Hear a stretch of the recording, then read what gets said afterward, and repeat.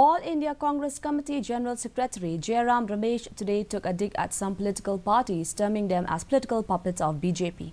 Addressing newsmen after the release of the party manifesto, Ramesh said that NPP is BJP's A team in Meghalaya and UDP is B team. These parties are part of BJP's game plan, he added.